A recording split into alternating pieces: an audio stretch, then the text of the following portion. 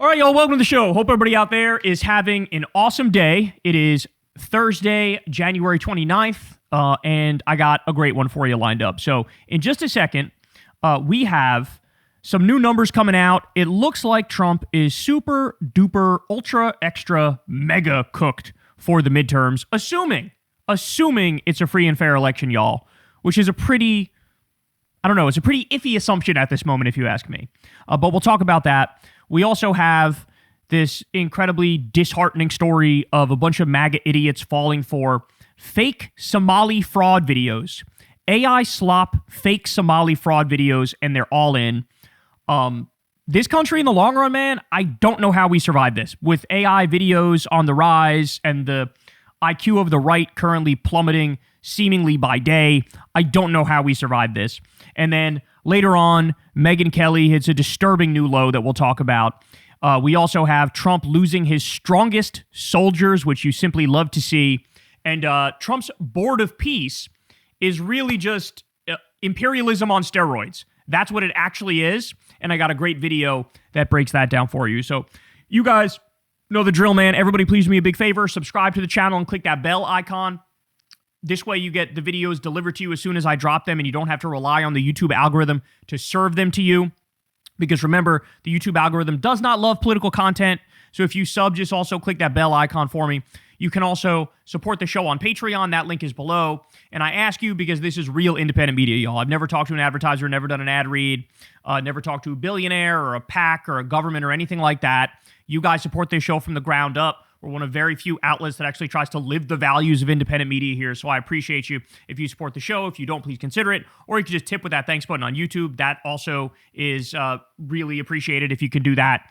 And yeah, that's it, man. You can also support Corn's World on YouTube by subscribing over there. We do live Kyle and Corn episodes every single Monday night at 8:30 p.m. Eastern time. So you can come hang out with us over there. That's always a bunch of fun.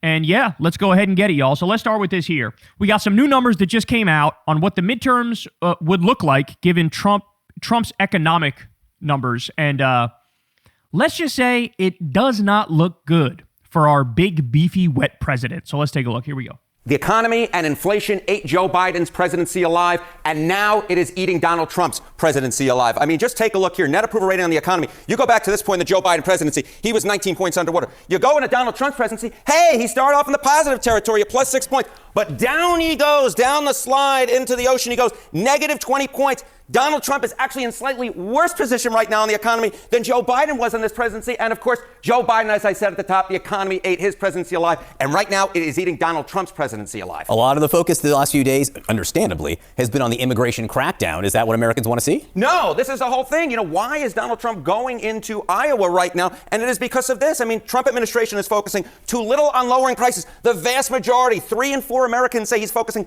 too little on lowering prices. That's why he's going into Iowa. What is he focusing too much on? He's focusing too much on deportations. I love the idea of your average American looking at a menu and it's like, what would you like the president to focus on? Lower prices or fascism? Like, yeah, I would hope they're just going to be like, the prices, please. The Americans want to focus on the economy and lowering prices. They don't want on the deportations. And right now, they think it's flipperoo. And that's why Donald Trump, again, going into Iowa, trying to flip that script, a script that right now the American people do not like. For full disclosure, I cheated and actually read ahead on this presentation. This next slide, I think, is the most interesting. What do we know about when presidents aren't doing well with the economy, how that affects the midterms? I'm going to forgive John for skipping ahead here, but the audience will follow along with the lesson plan as it was supposed to be told. Take a look here. The president's party, the average midterm House seat loss. If the president's net approval rating on the economy is positive, which Donald Trump isn't, you keep your House seats lost to a minimal, right? So even if you're doing a good job on the economy, in a midterm election, you usually lose about 9 seats. Okay. 9 seats on average. If it is negative, the president is not liked on the economy. If his net approval rating on the economy is negative, as it is right now for Donald Trump, look at the average House seat loss. It's a 28 seat loss on average. Bro, that's if your net approval on the economy is underwater. But that could be like, oh, he's -3 or -6. No, Trump is like -20. The Republicans, if it's a free and fair election, they will lose over 30 seats for sure. It'll be just from sea to shining sea, wiped the fuck out ski. is what it would look like. Which would wave adios amigos, goodbye, see you later, that a House majority, and it probably would put the Senate majority in danger as well. When a president is seen negative on the economy, his party suffers. Big league, to put it into President Trump's language, big league when it comes to the midterm election. And that's just negative. That doesn't even account for negative 20 on the economy. All right, going to Iowa, there will be an open Senate seat there. What are the prediction markets saying about that seat? Okay, so if you know anything about Iowa, recent politics in Iowa, right? The president won it by double digits. He's won it all 3 times. There has not been a Democratic senator that was a non-incumbent Democrat to win an Iowa Senate seat since 1984. The chance that the GOP wins in 2026. A year ago, to win that Senate seat, it was 81%. Now it's down to 66%. Look, that's still a majority chance, but in a state that Donald Trump won by double digits, that foreshadows big problems coming into the midterm election.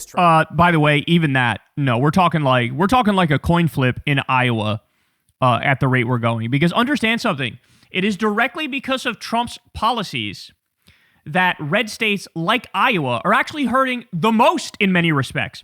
So Iowa's GDP in particular dropped 6% because of Trump's tariffs on aluminum and steel. And also, they did the deportations of their meat plant workers, which massively hurt that portion of their economy. So, like, they're getting the brunt of a lot of Trump's stupid decisions. And so that's why I think there's like a 50-50 chance that Democrats could pick up that seat as well in the next election. But, bro, this is a bit of a catastrophe.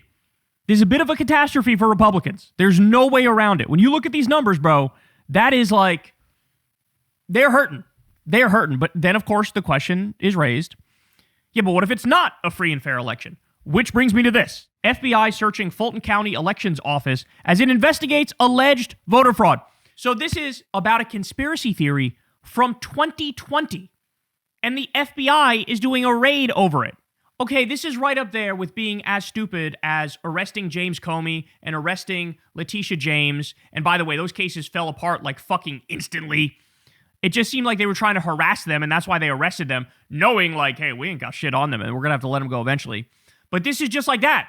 Like, what are you doing? But really what it's about is laying the groundwork, I think, for trying to steal the upcoming elections. So here's what they say.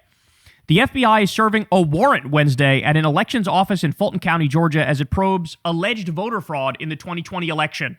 A source familiar with the matter told CNN that the search is related to an effort by the Justice Department to seize election records and search of alleged voter fraud in the county, including Atlanta, which has long been a centerpiece of President Donald Trump's baseless claims that the 2020 presidential election was stolen from him. The Justice Department previously sued Fulton County officials to force them to hand over records related to the 2020 election. I think they want to do ballot purging and ballot spoiling again. They want to try to disenfranchise voters to make them more able to win. The Justice Department previously sued Fulton County officials to force them to hand over records related to the 2020 election. A judge has not ruled in the case yet. A review by the DOJ in Trump's first term did not find evidence to support allegations of widespread voter fraud that could have changed the result of last month's presidential election. FBI Atlanta declined to give additional information, saying that our investigation into this matter is ongoing. That is fucking crazy, bro. And you know this is one of those shits that Trump himself ordered specifically. But the fact of the matter is this. We had over 60 court cases. Over 60 of them. And most of them got dismissed. They didn't even have fucking standing, and they got dismissed. Okay? They had less than nothing when it came to proving that 2020 was stolen. They weren't even close. You had Rudy Giuliani giving speeches saying, there's fraud all over the place. Then when he got in front of a courtroom, he goes, I'm not alleging fraud. I don't know what you're talking about. That's actually what happened. Arizona was one of the centerpieces of how they said it was stolen. So they passed an audit to be done in Arizona. Well, guess what? After the audit, it turns out Biden won by more votes than what they originally thought he won by. So the results changed, but it got even worse for Trump. So, guys, it wasn't close. All the things he believes are total nonsense. Like, they've been researched 58 ways to Sunday. There's never been any compelling evidence for it.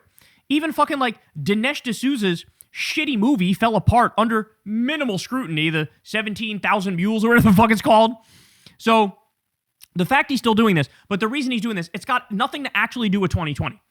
It has to do with the myth-making so that for 2026 and 2028, they're already laying the groundwork to say, hey, the thing is stolen. Hey, it's rigged. Hey, it's fraudulent votes. Hey, it's all these immigrants that you bust in that you're allowing them to vote. Like, they've already laid the groundwork. And as you all know, they have tricks they can use. And they used them in 2024, for example. Literal Jim Crow rules, where they do ballot purging and ballot spoiling and provisional ballots, which don't all get counted. And they have their ways of trying to suppress the vote and disenfranchise the vote and win by cutting corners and cheating effectively.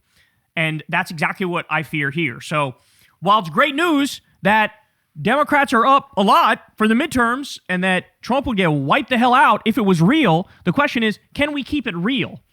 Given that, you look around at the landscape and it's fucking hell out there. I mean, the amount of damage that they've done to our democracy in just the first year of the second term is almost incalculable. So we need to be out there on the front lines fighting back against this shit, because Trump is out there saying it. He said it. He said it to the New York Times. He's like, when you really think about it, we shouldn't even have elections. We shouldn't even have elections anymore. So scary, scary times, and stuff like this should prove to you he means it.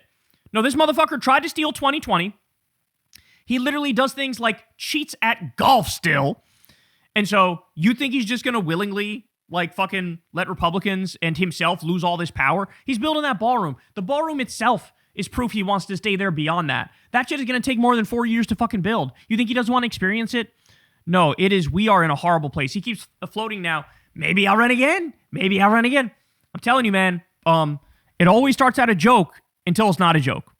He always starts it out as a joke until it's not a joke. Remember that. That's how he functions. And so we got to handle this and react appropriately. Hey y'all, do me a favor and like and subscribe. It helps out big time in the algorithm. Click the bell as well for notifications when videos drop, and watch that video on screen right now. You know you want to.